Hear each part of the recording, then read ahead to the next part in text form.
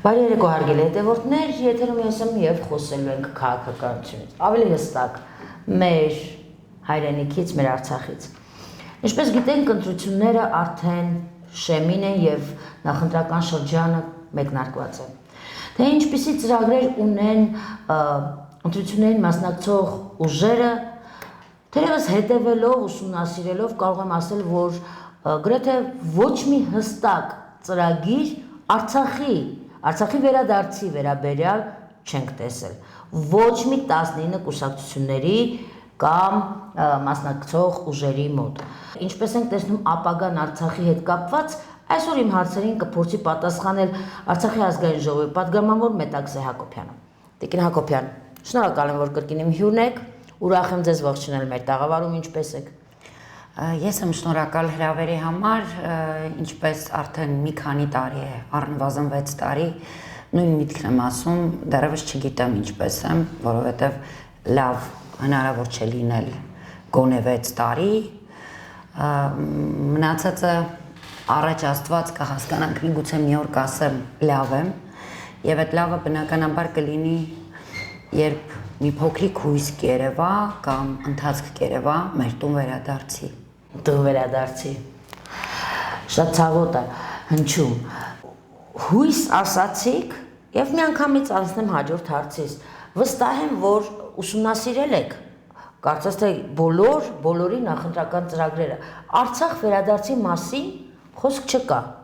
Եթե սխալվում եմ, ուրախ կլինեմ եւ շտկեք ինձ։ Գիտեք, որպես այդպիսին ծրագրային հստակ դրույթ իր քայլերով,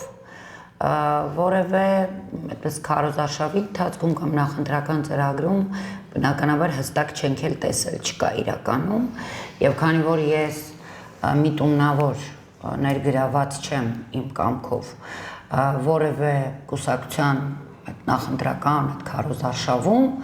հնարավորինս պահպանելով արցախցիների միասնականությունը այս հարցում, բնականաբար ներսից ծանոթ չեմ, հա, իրենց ծրագրերին, ներսի, հա, այսպես ներքին խոսակցություններից, բայց այն ինչ որ հանրային է, այն ինչ որ ներկայացված է, այո, ցավոք ես տեսնում եմ զգուշավորություն։ Եվ այդ զգուշավորությունը բնականաբար պայմանավորված է նախ այս իշխանությունների ուժեղ լկտի ու ցինիկ ճնշմամբ, այդ առումով Արցախի մասով, եւ երկրորդ, քանի որ քարոզչամեքենան այս իշխանությունների տարիների ընթացքում պարապ չի մնացել եւ այնպես է աշխատել, իսկ հիմա ավելի ուժեղացրել է այդ հարվածները, որ մեր ժողովրդի մոտ կա նաեւ հա այդ վախը սերմանել են, որ Արցախի մասին խոսել նշանակում է գնալ հերթական պատերազմին եւ հերթական կորուստներին։ Հետևաբար այստեղ իշխանությունների մոտ արկա է, իշխանությունների մոտ չէ, կներեք ընդդիմության մոտ արկա է նաեւ զգուշավորություն։ Պայմանավորված նաեւ դրանով, որ այս փուլում խոսել Արցախի մասին կնշանակի ընտրական այդպես զանգվածի ինչ-որ կորուստ։ Այս առումով նաեւ ես այդ մտավախությունը տեսնում եմ, բայց գիտեք, ոչ թե լիահույս եմ, այլ վստահ եմ, որ այն ազգային բոլոր ուժերը, որոնք ներգրաված են, ես չեմ էլ ուզում առանձնացնել որևէ մեկին եւ իհարկե չեմ էլ ուզում ընդհանրացնել, որովհետեւ ընդդիմադիր ուժ որպես կարող են հանդես գալ շատերը, բայց իրականում իրենց նպատակները այլ լինեն, ես դրա համար հստակեցնում ազգային ուժերը, որոնք կան, ես վստահ եմ, որ իրենց համար չի կարող Արցախի հարցը փակ լինել եւ շատ կարեւոր է, որ հենց այդ ազգային ուժերը կարողանան հաջողություն գրանցել, որպեսզի կարողանան նաև բանակցային գործընթացում ունենալ ձևավորված օրակարգ։ Ինչու եմ ես վստահ ասում, որովհետև ըստ էության, այնպես ձևակերպեմ, որ հասկանալի հնչի, նաև տողատակեր չլինեն, բայց ընտրությունների արդյունքներով մեր օրակարգ չի փոխվելու։ Չի փոխվելու այն առումով, որ Արցախյան հատվածը, եթե այսպես առանձնացնեմ, էլի Արցախյան հատվածի առանձնացնեմ ազգային ուժերը, խելամիտ հատվածը ժողովրդի, ամեն բան կապում է իր տուն վերադարձի հետ, Արցախ վերադարձի հետ։ Եվ հետևաբար անկախ նրանից ով է ընտրվելու, մենք մեր գործընթացները շարունակելու ենք։ Իհարկե, ազգային ուժերի պարագայում դա այլ կերպ է դրսևորվելու, որտեղ բնականաբար ազգային ուժերը շատ լավ հասկանում են, որ իրենց ընտրվելու դեպքում բանակցային այդ ծրագրի գլխավոր օրակարգային հարցերից մեկը նաև արցախցիների իրավունքների պաշտպանությունն է լինելու։ Տարբերակ չի լինելու։ Այս իշխանությունների Աստված մի արած վերարտադրվելու պարագայում բնականաբար մենք շարունակելու ենք մեր օրակարգը, բայց արդեն վերաձևակերպումներով, որովհետև մենք ունենք եւ կարճաժամկետ ռազմավարությունը, մինչ ընտրություններ եւ ունենք ընտրությունների պարագայում ելնելով դրա արդյունքներից հետագա արդեն ռազմավարական քայլերը դրանով պայմանավորված ցանկացած ուժ, որ այսօր հավակնում է ու պատրաստ է ստանձնել իշխանությունը, ինքը պիտի ուղղակի գիտակցի, որ չի կարող շրջանցել եւ չի կարող որևէ կերպ չխոսել ու չսկսել բանակցային գործընթացում, որպես այդպես դրույթ ունենալ Արցախի հարցը։ Դա ձեր դեպքում, դա արցախցիների դեպքում, դա Արցախի ազգային ժողովի падգամավորների թույլ տվեք նկատել падգամավորների քիչ մարդկանց դեպքում, որովհետև իմ տեղեկությամբ Արցախի ազգային ժողովի падգամավորների մեծ մասը պասիվության են մատնվել եւ կարծես թե ամենաակտիվ մասնակիցը, ով մշտապես բարձրաձայնում է խնդիրը, մշտապես փորձում է հարցերին լուծում տալ եւ մշտապես նաեւ թույլ տվեք ասել թիրախավորվում է, ինչու ոչ նաեւ արցախցիների կողմից, դա դուք եք, Տիկին Հակոբյան։ Ցավոք։ Նախ ինչով է պայմանավորված Արցախի ազգային ժողովի падգամավորների մեծամասնության այս հանդարտությունը, լռությունը։ Ես կարծում եմ հարցի պատասխանը պետք չէ այդպես խորը փնտրել, եթե մի փոքր պատմական էքսկուրս անենք եւ գնանք 2020-ի կամ 2019-ի վերջերը ու 2020-ի սկիզբը, երբ Արցախում նախընտրական այդպես ակտիվ շրջան էր եւ քարոզարշավն էր սկսվում Արցախի համար այսպես շատ բացառիկ ձևով ունեինք 14 նախագահի տեխնացու եւ անթիվ անհամար ուժեր, որոնք հավակնում էին ազգային ժողովում ունենալ այդ համապատասխան աթոռները։ Եվ գիտեք, այդ պայքարի մեջ չկար ցավոք սրտի գիտակցում, որովհետև այն ժամանակ մենք միակ ուժն էինք, կրկնում եմ, միակ ուժն էինք, որը խոսում էր վտանգների մասին, եւ այդ վտանգները ուղիղ կապում էր Հայաստանում իշխանազավթության հետ, հայտարարելով, որ իշխանազավթումը ուղիղ վտանգ է ներկայացնում Արցախի հանրապետությանը եւ միտում ունի հանձնել Արցախը։ Դեռևս 2019-ին մենք արդեն խոսում էինք այս մասին։ Բայց մնացած է այսպես ինչ որ ընկած, այո, այս իշխանությունների ազդեցության ներքո էին շատ-շատերը, բացառությամբ եզակիների, եւ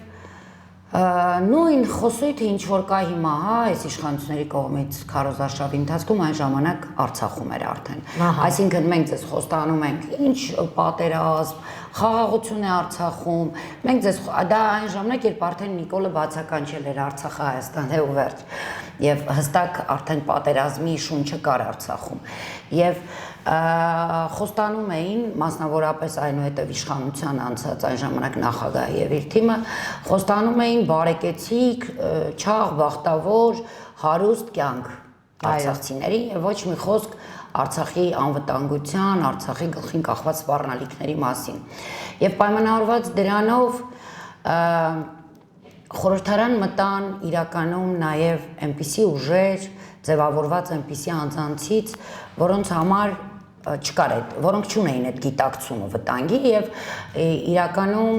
շատ քչերի մոտ կար падգամավորական առաքելության այդ զգացումը եւ իրականում շատ քչերի մոտ կար, որ падգամավոր լինել չի նշանակում այսպես փափուկ աթոռների վրա հարմարավետ առանձնասենյակներում բարձր աշխատավարձ ստանալ։ Եվ ժամանակը ցույց տվեց այս սարսափելի տեղահանումը ցույց տվեց, որ իրոք երևի մենք շատ քիչ մարդկանց մասին կարող ենք խոսել, որոնց մոտ կար գիտակցումը, որ падգամավոր լինելը Արցախում դա առաքելություն է եւ ոչ ցոփ, շվայտ կամ լավ կյանք ունենալու համար է անձնական։ Եվ պայմանավորված դրանով ես բազմիցս ասել եմ, կկրկնեմ, որովհետև ես չեմ սիրում ձևական կամ մանևրել, ինչ-որ բաներ ցուցադրել, կեղծ ու ձևական։ Կան մարդիկ, որոնց մոտ որևէ բան չի փոխվել է իրենց համար բնակավայրը, ուղղակի։ Եվ այդ բնակավայրի տեղափոխության պարագայում շատ-շատերը համարում են, որ հաջողված է եղել այդ տեղափոխությունը, որովհետև իրենց կյանքը դեպի լավական առումով լավացել է ավելի, հա, որովհետև բնական է նման մարդկանց նման մտածողություն ունեցողները ավելի շատ իշխանությունների եւ իշխանական այդպես արբանյակների շուրջ բոլորն են եւ բնականաբար հենց դրանով պայմանավորված նյութականը լավացել է եւ դուք երևի տեղյակ եք, հանրությունը եւս տեղյակ է, որ մեր խմբակցության ղեկավարը Դավիթ Գալստյան, որը ոչ պակաս ակտիվ գործունեություններ ծավալում նաև տեղահանումից հետո ձերբակալվեց սրբազան պայքարի հետ կեղծ մեղադրանքներով եւ ինքը ցավոք սրտի 5-ից 6 ամիս կալանավայրում անցկացնելուց հետո հիմա սահմանափակում ունի եւ չի կարողանում ուղղակի ակտիվ լինել, արգելված է հետ դրանով պայմանավորված, այո, դրանով պայմանավորված նաեւ Դավիթ Գալստյան չի կարողանում ակտիվ լինել, հետեւաբար մեր այսպես նոսրացած է իրականում այդ բանակը, ունենք падգամավորներ իրականում, որոնք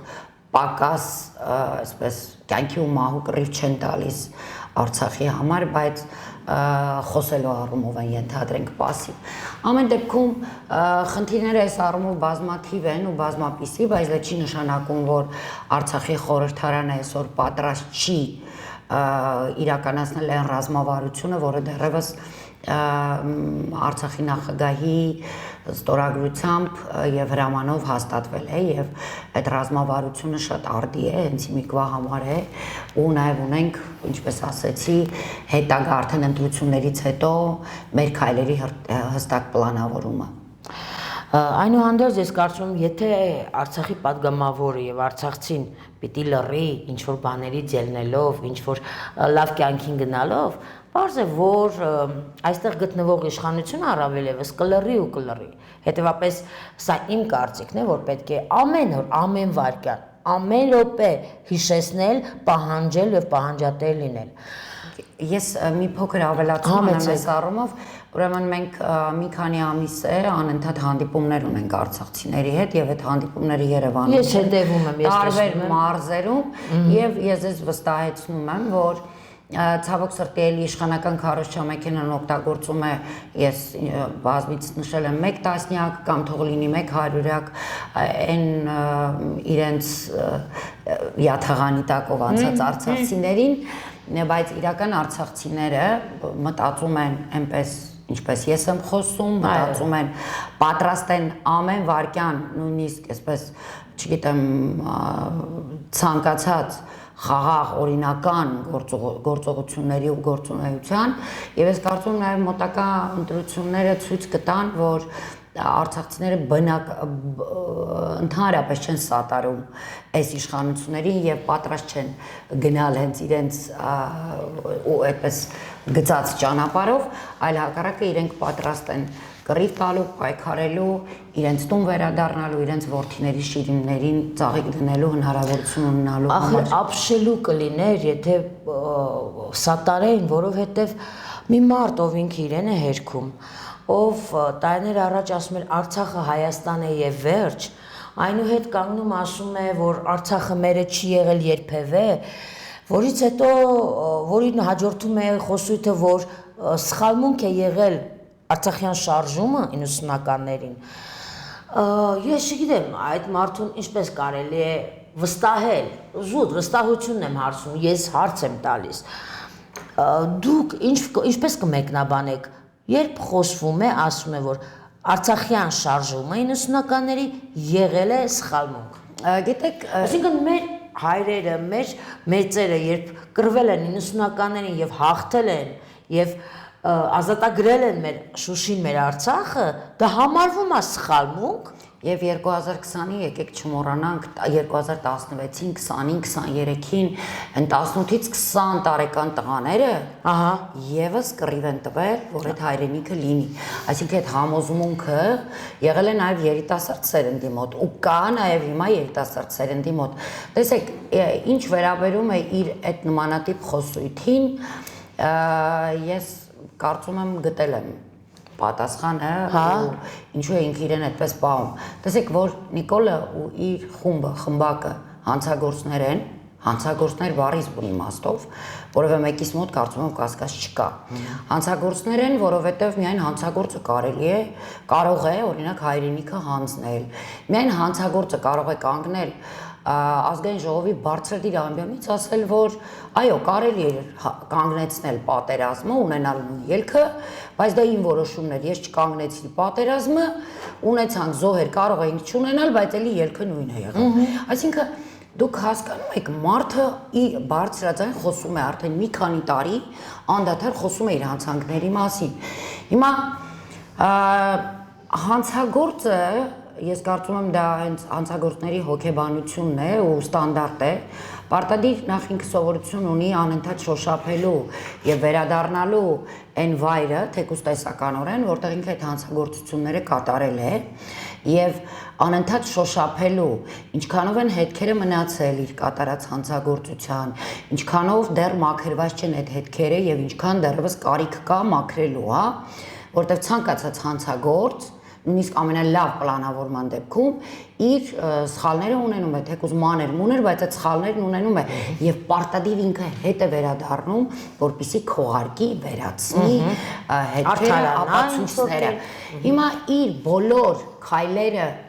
առնվազն 2020 թվականից եւ այդ խառնիճահանջ մտքերը, որ ինքը անընդհատ ունի իրար հակասող, գալիս են հենց դրանից։ Եվ հանցագործը ինչքան փորձում է հետքերը վերացնել, այնքան հետքեր է թողնում։ Հիմա այս պարագայում ինքը այսպես դասական հանցագործից որևէ կերպ չի տարբերվում։ Այս մարդը հանցագործ է եւ այս մարդը շատ լավ գիտակցում է, որ վաղ թե ուշ, հա, ինքը պատասխան տալու է։ Պատասխան է տալու օրենքի ողջ ուժով։ Եվ դա եթե չգիտեմ, մենք ինչպիսին ենք պատկերացնում ցանկացած դավաճանության պատիժը, իրավաբան չլինելով, հա, եւ քանի որ մեր մոտ այն ամենածայրահեղ միջոցը չկա պատիժ կրելու, այսինքն մահապատիժ չկա, հետեւաբար առնվազն պատկերացնում եմ ես ցմահ ազատ զրկումը լավագույն, հա, պատիժը կլինի, որ այս հանցագործները կունենան, որովհետեւ ուրիշ տարբերակ չկա եւ իր ամբողջ խոսույթը կառուցված է հենց այդ հանցագործի հոգեբանության վրա։ Ուրիշ որևէ մեկնաբանություն լինել չի կարող։ Մեր առջև դասական հանցագործ է, ազգի թշնամի է, դավաճան է։ Մենք տարբեր այդ բնութագրումը բազմից տվել ենք բնութագրումները եւ ցավոք սրտի այնքան ենք տվել այս տարիների ընթացքում եւ չենք կանխել հետագա նորից դավաճանությունը, հետագա այդ ազգի նկատմամբ այդ ատելությունը, հայրենիքի նկատմամբ ատելությունը, որ ուղղակի այդ բառերն են արժե զրկվել։ Այստեղ ամբողջ խնդիրը նրանում է, որ մենք փաստում ենք, որ իրավապահ համակարգ ուղղակի չկա Հայաստանի Հանրապետությունում։ Եվ եթե լիներ այդ իրավապահ համակարգը եւ չլիներ մի մարդու տակ ուղղակի ներքո, ապա վաղուց իրենք արդեն ձերբակալված կլինեին, իրենց յուրաքանչյուր բառն ու գործողությունը ուսումնասիրության առարկա կլիներ, որովհետև 2020 թվականի դեկտեմբերին, օրը չեմ կարող նշել, եթե չեմ սխալվում դեկտեմբերի 19-ին, Արցախի Հանրապետության նախագահ հայտարարությամբ հանդես եկավ եւ օրինակ առ այսօր այդ հայտարարության յուրաքանչյուր բառը չուսումնասիրելը իրավապահների կողմից, դա կոնկրետ այս իշխանությունների, Հայաստանի իշխանությունների հանցագործության քողարկումն է։ Ինչ էր ասված այնտեղ շատ կարճ հատվածը, որտեղ դա կա բաց աղբյուրներում, մարդիկ կարող են տեսնել ամբողջ հայտարարությունը։ Ընդհանրապես մի բան ինքը ասեց, որ 2000, որտեղ այդ ժամանակ ճնշումները շատ մեծ էին եւ պահանջը, որ պիտի ինքը անպայման հեռանա, փորձում էր այդ կերպ նաև պատասխանատվությունից խուսափել այն ժամանակ Արցախի նախագահը եւ հայտարարեց, որ որպես երկրի գերագույն գլխավոր հրամանատար,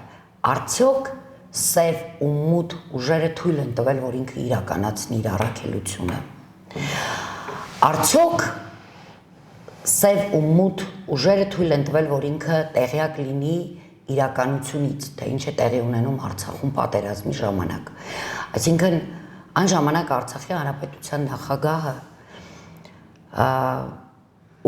համարյա թե ուղիղ հայտարարեց, որ իրեն չեզոքացրել են որպես երկրի ղեկավար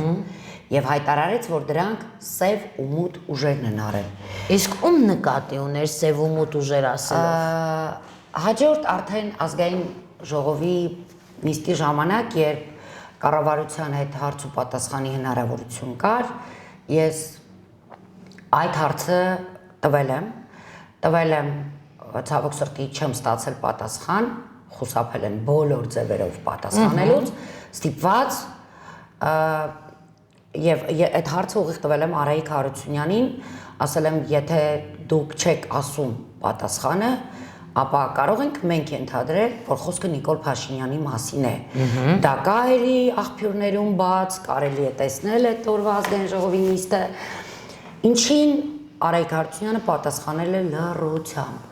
Դե կարող ենք տարբեր ենթադրություններ անել, որ լռությունը հենց համաձայնության նշան է։ Դրանից հետո ես հաղորդում եմ ներկայացրել դատախազություն, գլխավոր դատախազին, հաղորդում հանցագործության մասին։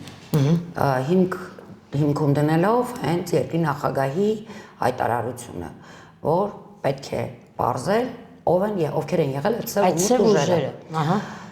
Այնուհետև բազմից փորձել եմ ճշտումներ իրականացնել հենց գլխավոր դատախազից, ճշտել, հասկանալ ինչ փուլում է գործը, որովհետև վարույթին այո ընթացք տրվեց, ինչին պատասխան եմ ստացել, որ Հայաստանի Հանրապետության իշխանությունները անդադար խոչընդոտում են։ Մենք տարբեր փաստեր ենք ներկայացրել, լրացնելով Արայիկ Հարությունյանի միտքը այդ օրվա հնչեցրած, տարբեր փաստեր եւ այլևս կասկած չկար հանցագործության մասին, որ տեղի է ունեցել։ Եվ բազմիցս նորից եմ կրկնում, 1 ամիս հետո, 2 ամիս հետո, մի քանի օրը մեկ առանձին հանդիպումներով, գրավոր հարցումներով, բոլոր ճշտումներին, ինչ փուլում է գործը, գլխավոր դատախազությունից կամ անձամբ գլխավոր դատախազից պատասխան ենք ստացել, որ Հայաստանի իշխանությունները խոչընդոտում են վարույթը իրականացնել, որովհետև թելերը բերում էին դեպի Հայաստանի Հանրապետության իշխանություններ եւ կարիք կար հարցաքննելու, զրուցելու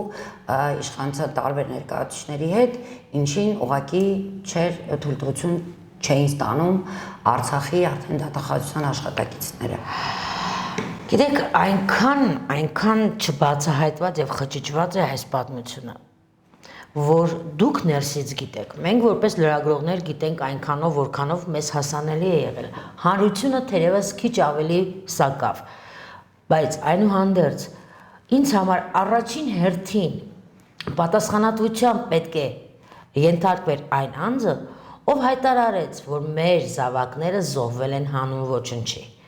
Դա ամենաառաջին ահազանգներ, ճիճներ, որի հետևից պետք է գնային մեր իրավապահ մարմինները։ Մնացածը դուք գիտեք, ինչ է եղել Արցախում, ինչպիսի հայտարարություն է եղել։ Հասկանում եք, եթե մենք այսպես հավաքում ենք կծիկը, մենք հասկանում ենք, որ ամեն ինչ գնում է իրենց ծրագրած հունով, եւ դուք, ես, մյուսը սովորական քաղաքացիներս չենք կարողանում կանգնեցնել եւ այո, կանգնեցնել ընթացքը եւ արդարություն պահանջել։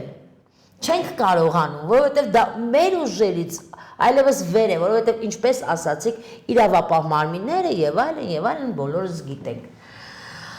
Ցավալի է, գիտեք, բոլորովին վերջերս մի քանի օր առաջ ես երբեմն գնում եմ Եռաբլուր գիշերով հիմնականում։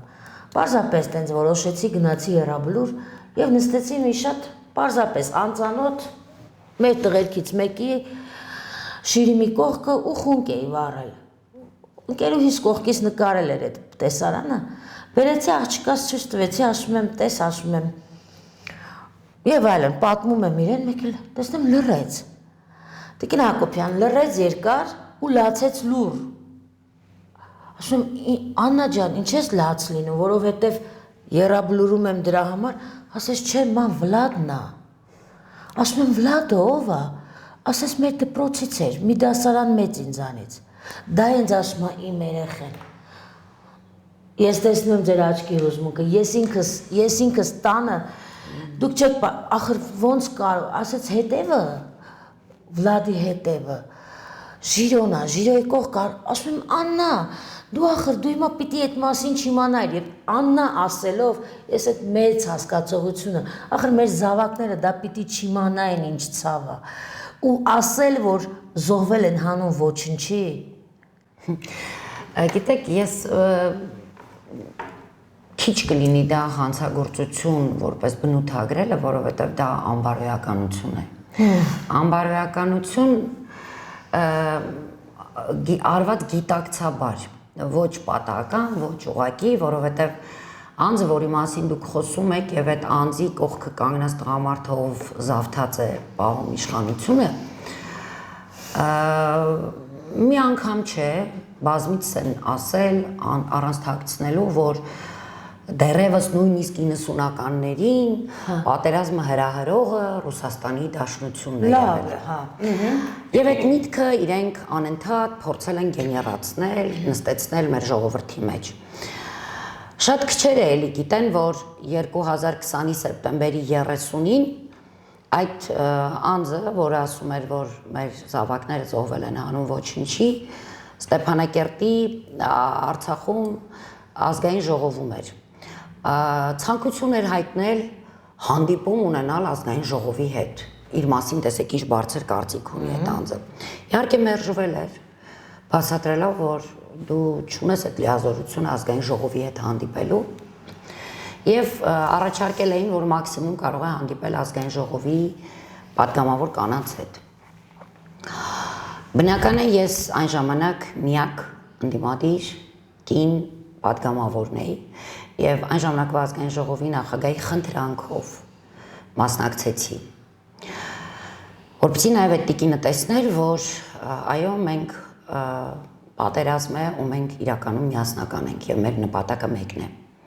որպես կանայք հա փրկել հայրենիքը հնարավորինս չունենալով զոհեր դեռ կնոջ առաջի ռեակցիան դա է իհարկե ես խոսել եմ այդ մասին այդ օրը իրեն ուղեկցում էին եւ Արցախի հանրային հեռուստատեսությունը եւ Հայաստանի հանրային հեռուստատեսությունը եւ այդ կադրերը բնական է իրենք նկարել են ինչը երբևէ եթեր չգնաց բայց ականատես ենք եղել մենք 7 կանանցով եւ իր մեկ թիկնապահը երիտասարդ տղամարդ ու լրագրողները բնականաբար ինչ էր խոսում այդ տիկինը իհարկե գնաց եթեր այն հատվածը, որը ինքը պատրաստել էր,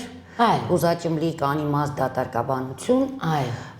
կարևոր մասը, որը ինչի համար ինքը գտնվում էր Արցախում, փորձում էր մարդկանց տանել այդ ուղղությամբ, դա չգնաց եթեր։ Իսկ որն էր այդ գլխավոր միտքը։ Խոսեց այն մասին, որ պատերազմը, որը հիմա տեղի է ունենում, դա մեր բարեկամ պետության ջանքերով է տեղի ունենում։ Բարեկամ պետություն ասելիս բնականաբար ինքը նկատի ուներ Ռուսաստանի Դաշնությանը։ Տեսեք, դա այն ժամանակ, երբ Ռուսաստանի Դաշնությունը ուղիղ համարյա թե երևում էր իր ուղիղ աջակցությունը, հա պատերազմի ժամանակ։ Այո։ Մյուսների ուղղակի դատարկություն, դատարկ այդ հայտարարությունների։ Եվ շատ տարօրինակ չի հիմա, երբ որ այդ տիկինը ուղիղ սեպտեմբերի 30-ին դեռևս խոսում էր, որ Ռուսաստանը ըստ էության թշնամին է հայերի, իր ամուսինը նոյեմբերի 9-ին եռակողմ հայտարարություն է կնքում, որպես միջնորդ ունենալով արդեն Ռուսաստանի Դաշնության ղեկավարին։ Այսինքն սա նախապես կարելի է դիտարկել որպես ծրագրավորած ընթացք, քաղաքական ընթացք, որտեղ այդ կինոն, որը իրենք խաղում էին, որի անունը պատերազմ էր, եւ իրենց համար միևնույն էր իրականում, որովհետեւ կինոյում զոհերը իրական չեն, բայց իրենց նկարած կինոյում զոհերը իրական էին, բայց զոհերը 18-ից 20 տարեկան էին։ Այո,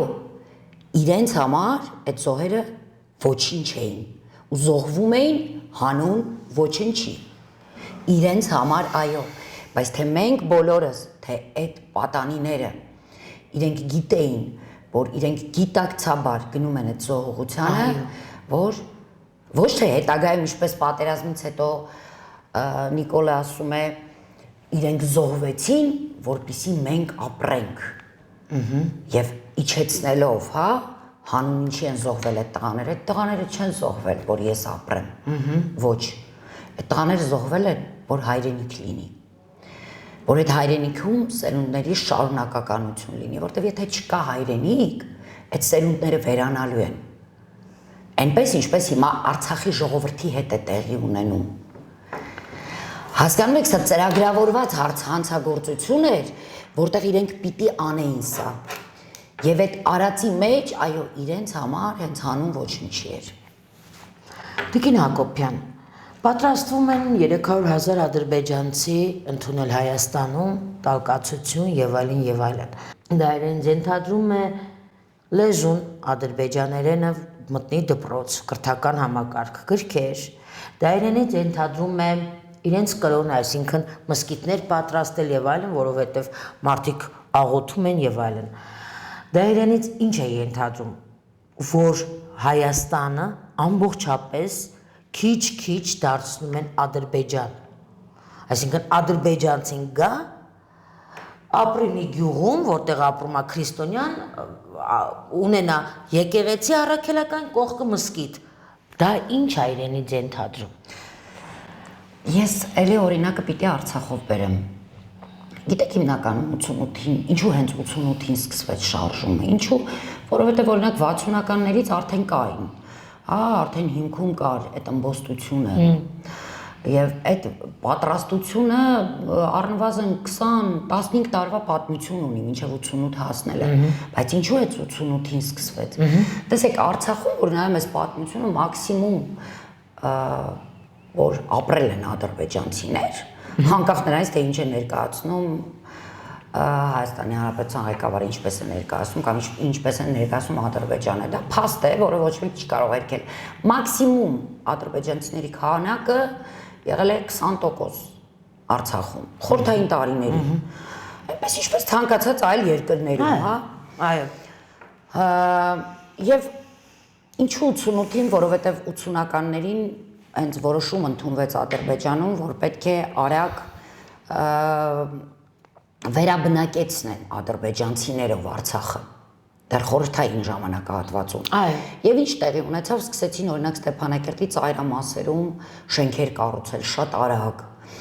տարբեր բնակավայրերում եւ սկսեցին կամաց բերել վերաբնակեցնել, հա։ Գոնե մենք շատ լավ գիտենք, ինչ արագությամբ են բազմանում ադրբեջանցիները եւ ինչ է դա նշանակում։ Նամանավանդ որ խորհրդային տարիներին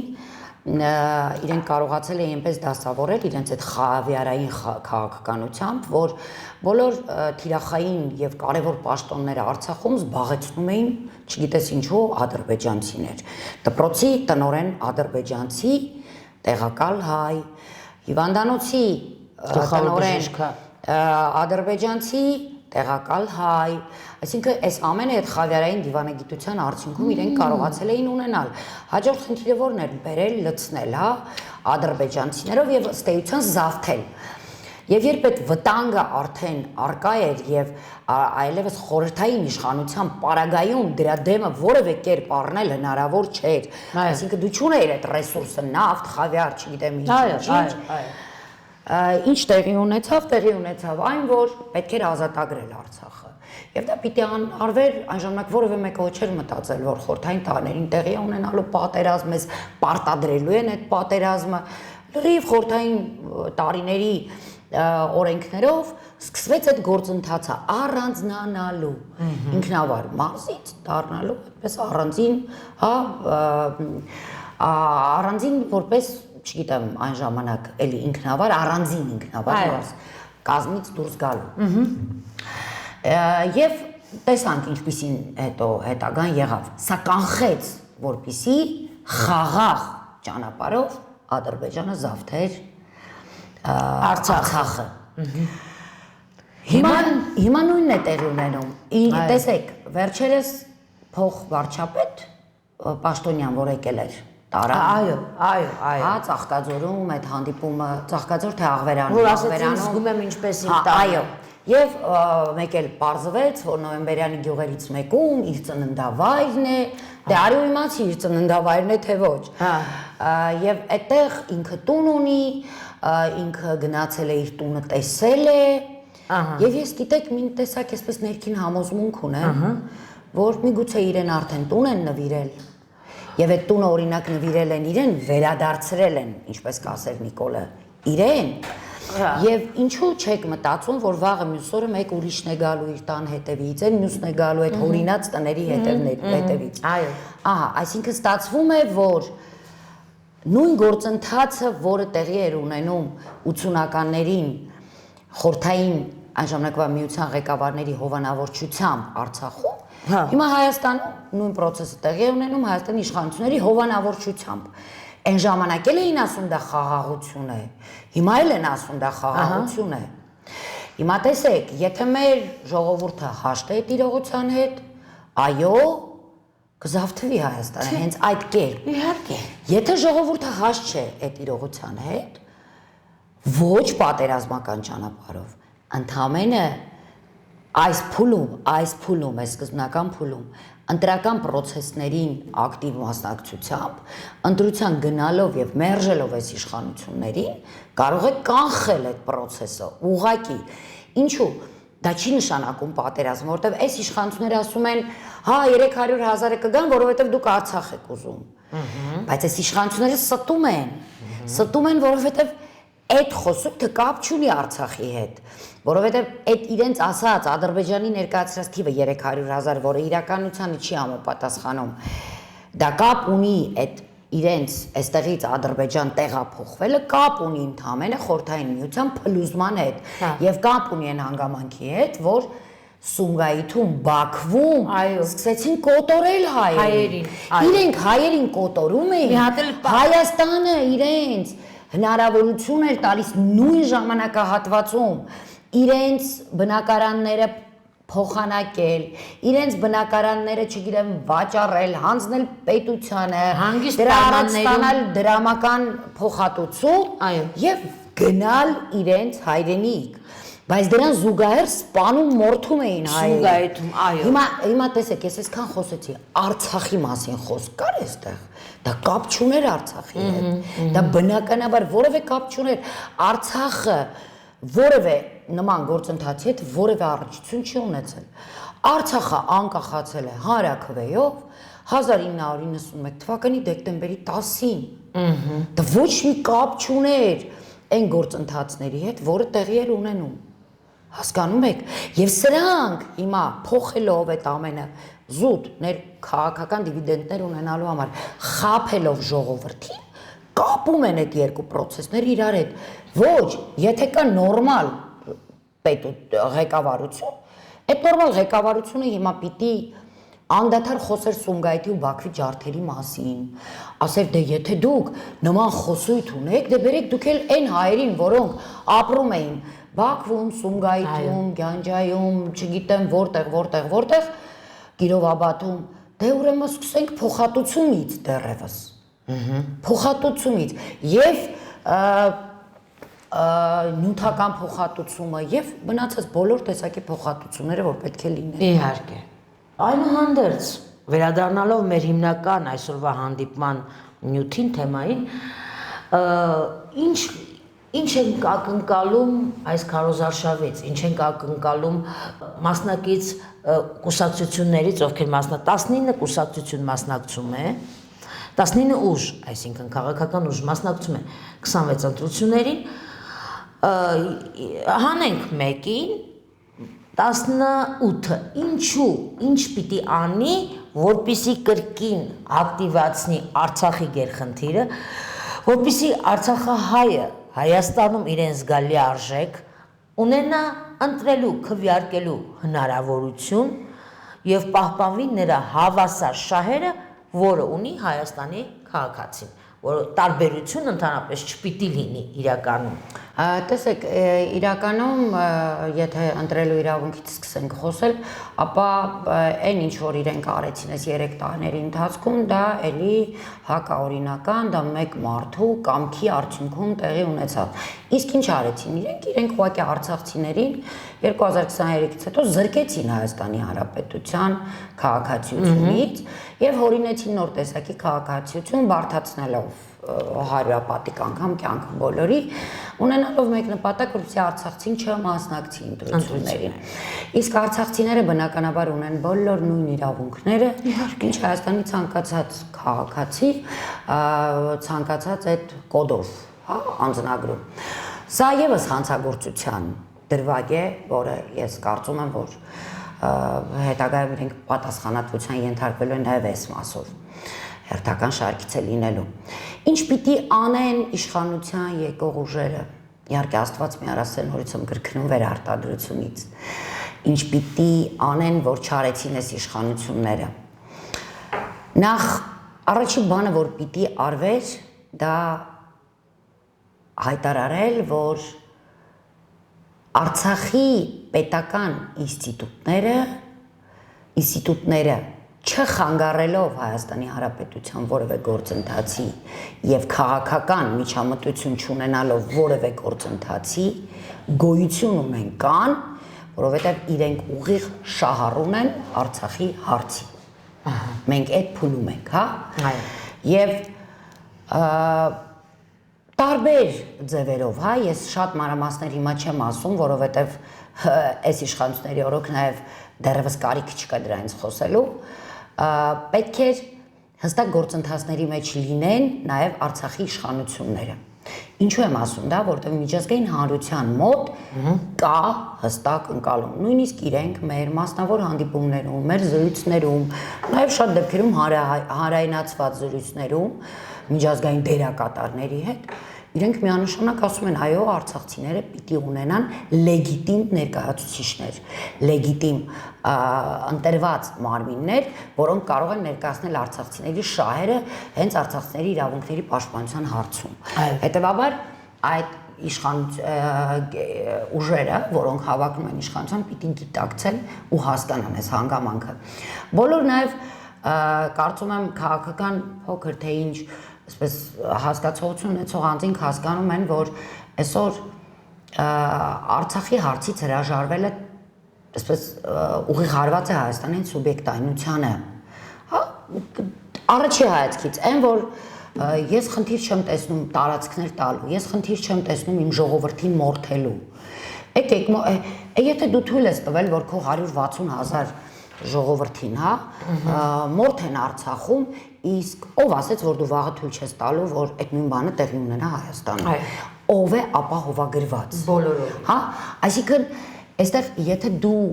փակում ես եւս Արցախի հարցը, դու ուղիղ վտանգի տակ ես դնում թե Հայաստանի Հանրապետությունը, թե Հայաստանի ժողովրդին։ Այսինքն եկող ուժերը դա պիտի հասկանան։ Փաստ, վերջերս էլի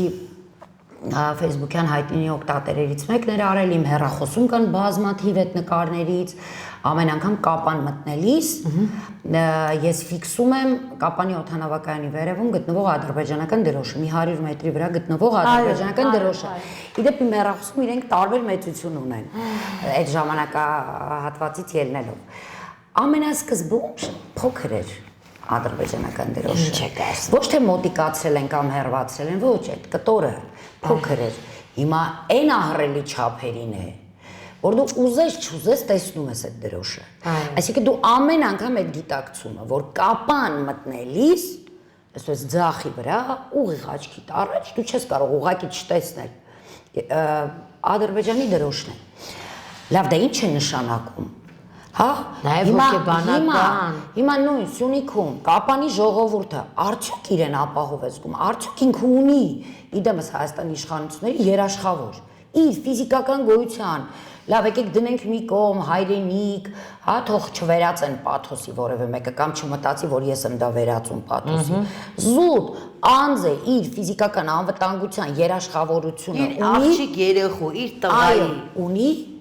ես վստահ եմ, որ չունի։ Իհարկե։ Վստահ եմ, որ չունի, որովհետև հակառակ դեպքում դա սարսափելի է, եթե կապան մտնող կապանցի եւ ընդհանրապես հայը եւ առավելևս այնտեղ ապրողը չի զգում այս վտանգը։ Այսինքն այն բոլոր ուժերը պիտի դա հասկանան, որ Արցախի հարցը փակելով իրականում առաջանում է Հայաստանի հարց, որովհետև ըստ էության 30 տարի շարունակ որպես այդպեսին այդ մենք ենք հիմա սկսել մեր խոսույթում մտցնել դա Արցախյան հարց եզրույթ չի եղել է հայկական հարց, այո, որովհետև Արցախի հարցը դա Արցախցու հարցը չի, դա հայկականության հարցն է, ընդհանուր առմամբ, հա այնտեղ կապ չունի, այդ հայը այնտեղ ծնվել է, թե այդ հայը այնտեղ չի ծնվել, դա յուրաքանչյուրի հարցն է, ախր այնքան պրիմիտիվ բաների մասին են խոսում, պրիմիտիվ, որ յուրաքանչյուրը պիտի չհասկանա, քրիստոնյա անձնագրով հայ, ինչ կապ ունի, որ տարածաշրջանում է ապրում, Գյումրիում, Արցախում, Հիմա դուք հասկանում եք ինչու են այս իշխանությունները ընդգծված այս ատելությունը մտցնում մեր ժողովրդի մեջ, հələ որ դեռ որ արցախցի հայաստանցի եզրույթով, բայց որ մի չմանրացնում ենք, մեկ էլ առաջանում է օրինակ գյումրեցի, երևանցի, էջմիածինցի, չգիտեմ, Մարտունեցի, Արտաշատցի, հա, այսպես իրենք այդ ամենը անում են, որովհետև այս պարագայում, գիտեք, այն ասացվածքները դարեր շարունակ եկած, անընդհատ ծեծված, դրանք ու պատահական չեն։ Մենք ուղղակի սկսել ենք չկիրառել, որովհետև հատիկ ավելի հեշտ է կոտրելը, ջահել։ Դուք նայեք հիմա անդիմադիր դաշտը հատ ոնց են կոտրում։ Իհարկե են կոտրում, չեզոքացնում։ Միանշանակ։ Տեսեք, օրինակ ես մասնավորապես իմ ֆիզիկական, ես այսպես իմ մաշկի վրա եմ զգացել, երբ որ Դավիթին Գալստյան ձերբակալեցին։ Դա պատահական չէր Դավիթ Գալստյանին ձերբակալելը։ Դա ուղերձեր արցախցիների։ Մեսեջեր։ Այսինքն դա մի մեծ տրցակի գլխավոր ճյուղերից մեկն էր, որը իրենք կոտրեցին, որպեսզի այն մնացածը հենվելու տեղ չունենա։ Բացարձակ ոչ։ Եվ այդպես բոլոր տրցակներում են իրենք անում դա, հասկանում եք։ Եվ իրենք հաջողում են, քանի դեռ մենք տրվում ենք դրան։ Մասնավորապես եթե վերցնեմ քաղաքական դաշտը, տեսեք ես սկզբում իմ խոսքի ասեցի, դուք ինչ չեք տեսնի որևէ միտեղ քարոզարշավի, դուք ինչ չեք տեսնի որևէ մի ուժի գովաբանելիս կամ փնովելիս։ Ինչու՞, որովհետև ինձ համար կարևոր է այդ տենց չկոտրվելը։ Ինձ համար կարևոր է, որ այո, քաղաքական դաշտում բոլոր ազգային ուժերը գիտակցեն, որ ոչ թե այսպես պիտի ճանապարհը կյանքի գնով բացենք ու մտնենք խորհրդարան։ Ոչ, պետք է մենք համատեղ ազգային ուժերով, տեսեք, այնտեղ կարող է 18-ն են, 19-ն են, չգիտեմ, 20-ն են, դա չի կարևորը, քանիսն են։ Մենք շատ լավ գիտենք այդ դրա միջից, այսպես եթե ֆիլտրում ենք ովքեր են ազգային ուժերը, ապա այդ ազգային ուժերը պետք է այսպես կուռ թև ու թիկունք իրար եղած, որևէ կերպ չսխալված այս ճանապարհին, կարողանան այո հասնել իշխանափոխության։ Ինչու՞, որովհետև այս իշխանությունները դրսից ներդրված կենտրոններից ղեկավարվող հակահայեր են, դուք ասում եք ինչու չենք կարողանում սրանցից ազատվել։ Իսկ ազգային ուժերը, ազգային ուժ ասելիս հասկանում ենք որևէ կենտրոնից չղեկավարվող, չկառավարվող ուժեր, չէ՞։ Ազգային ուժերի համար շատ իհարկե դժվար է դեմն առնել այն կենտրոններից ղեկավարվողներին, որոնք մեծ ռեսուրս ունեն եւ նյութական, եւ մարդկային, եւ աջակցությունը դրսից։ Հետևաբար, այստեղ շատ կարևոր է մեր բոլորի միասնականությունը ուղղակի, թե քաղաքական դաշտում, թե հանրային դաշտում, որպեսզի այս անձը մեզ բոլորիս հատիկ ուղղակի չկարողանա կոտրել։ Դա Աստված, որ կարողանանք հաղթահարել եւ գոնե այս անգամ հաջողել։ Տիկին Հակոբյան, անչափ շնորհակալ եմ բազմաբովանդակ եւ շատ կարեւոր զրույցի համար։ Թերևս այսօր այսքանը մենք կսահմանափակենք, իսկ իմ խոսքը կլինի հետևյալը. անկախ ամեն ինչից, թե ում եք ընտրում, թե ինչպես եք ընտրում, պարտադիր եւ անքննարկելիորեն պետք է գնալ ընտրության։ Մենք կհանդիպենք հաջորդ շաբաթ, առայժմ